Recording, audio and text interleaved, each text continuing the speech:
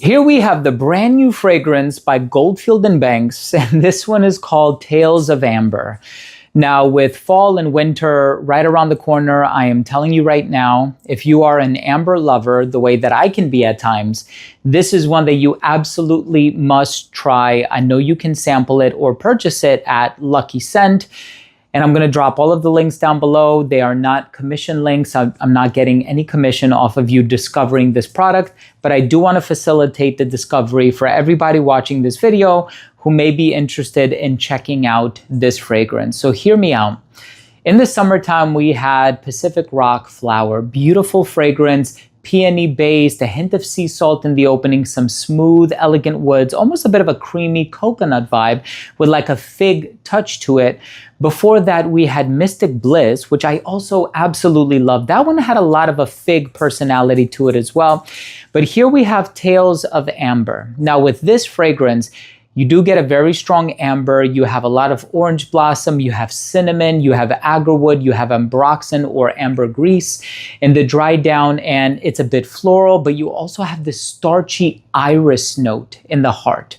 So imagine labdanum resin, these resinous balsamic ingredients in the dry down with this starchy, clean white floral personality, namely on account of the orris. This is a beautifully done fragrance, but again, you have to be a fan of some of the darker, bolder compositions on the market. And I've tried many ambers. Some of them are on the sweet side of things. Some of them are very dark and dense. Some of them are mysterious. Some of them are a bit sweeter and a bit more for a night out. And depending on what other ingredients are in there, of course, it's going to shape the olfactive texture of the perfume. But anyway, listen, before I dive into the review, I want to mention that if you're a fan of fragrance-related content, and of course, if you love smelling your best, hit subscribe, hit the bell, and please give this video a thumbs up for the algorithm as well. It would really mean a lot to me. So here's the thing. Here's a perfume that just came out, and I love the timing of its release. Of course, with regard to a lot of perfume releases, I feel like they're kind of coming out of season. You get like the really heavy fragrances in the middle of summer, and then you have like the light floral citrusy scents in the middle of winter. And here is one that is so appropriately timed as far as its release is concerned. I know here it's about to be September. We have less than a week, I want to say, before August is over. I can't believe summer just flew by. And we are going to be dealing with some darker olfactive personalities, right? Of course, with regard to Goldfield and Banks, there's Purple Suede. There is also Silky Woods Elixir. So you do have a lot of darker fragrances from the brand itself. Not everything is light, like Pacific Rock Flower or Pacific Rock Moss, or even Bohemian Lime, which, by the way, I absolutely love. It's something of a signature scent for me. Here we have Tales of Amber. Now, this perfume has the cinnamon. It has the amber accord in the dry down, because all amber in perfumery is an accord, as opposed to a note. And typically it's a prescribed blend of a few different ingredients, including benzoin and labdanum and Peru balsam and Tolu balsam and vanilla and galbanum and whatever else that is up to the discretion of the perfumer. In this case, it's a very dry amber. And I feel like that dryness is really coming forward because of the orris. The orris makes it almost like smooth and buttery as far as the texture, not the smell.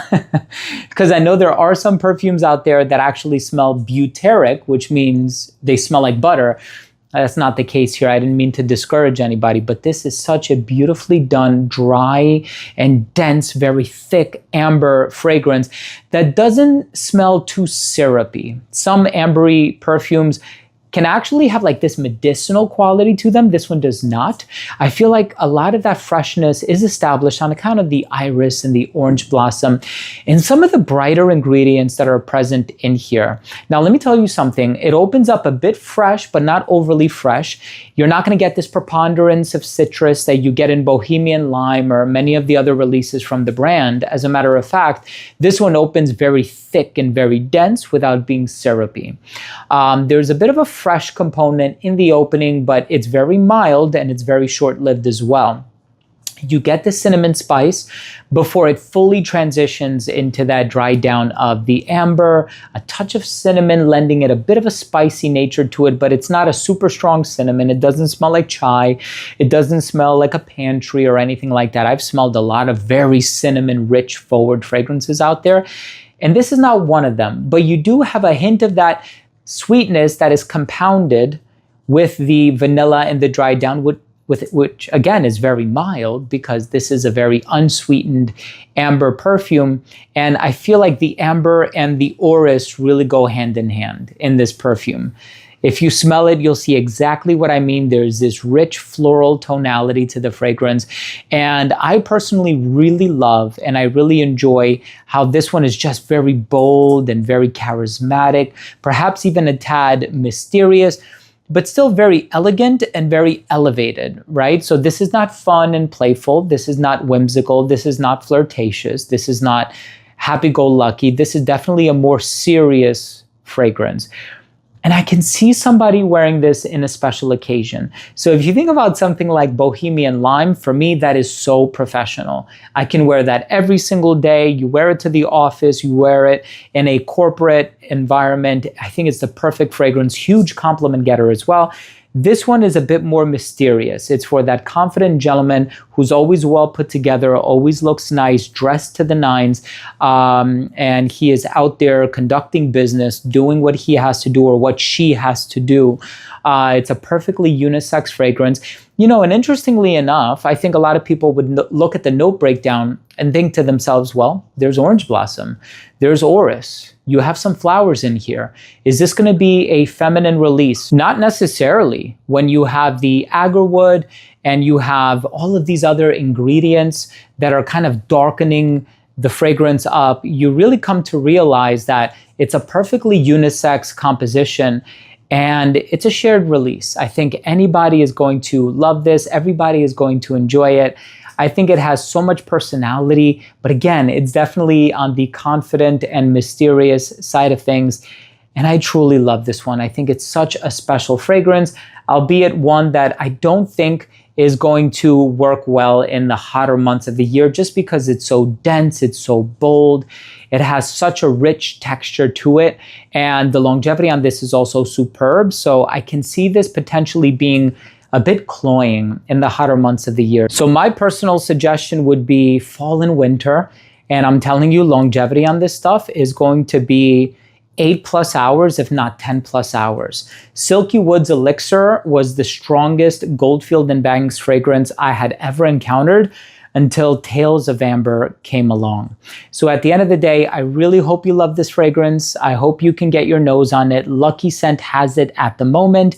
You can purchase a bottle, you can get a sample. Once again, I don't make any commission off of you checking it out on Lucky Scent, but I am making this video to try to shed some light on a brand new release, and one that I think is going to be potentially received in a very positive manner, because I think amber is just one of these accords that is so overwhelmingly and ubiquitously loved. And I really love the originality and uniqueness that was pursued by Goldfield and Banks in crafting this fragrance. So again, thank you so much for watching. Thank you so much for the viewership. You have no idea how much it means to me. Please check out this fragrance if you are a fan of woody amber fragrances with a hint of iris in the heart. It is a very rich and mysterious fragrance, very confident as well. Thank you again for watching. Again, if you took anything of value from today's episode, I would really appreciate it if you would consider supporting the channel by clicking subscribe, hitting the bell, and giving this video a thumbs up for the algorithm. It would really mean a lot. So thank you again so much for watching. I love you all, and we'll see you tomorrow with a new episode. Bye.